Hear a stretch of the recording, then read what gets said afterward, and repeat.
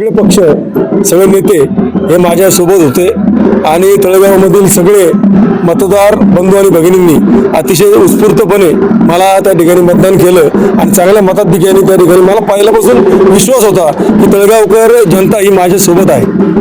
कुणाला श्रेय देणार तुम्ही? जनतेला. आघाडीचा तुम्ही उमेदवार होता. रणनीती काय असणार आहे? कशा पद्धतीने तळेगावकरांचे कामं जी आहेत ती करण्याचा प्रयत्न असतो?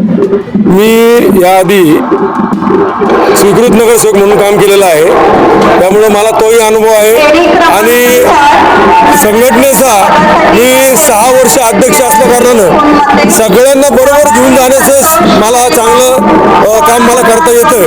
त्यामुळं जे काय 28 नगरसेवक जे आहेत त्यांना मी बरोबर घेऊन की तळेगाव शहराचा चांगला विकास करण्याचा प्रयत्न आमदार सुनील शेळके यांच्या माध्यमातून करणार आहे.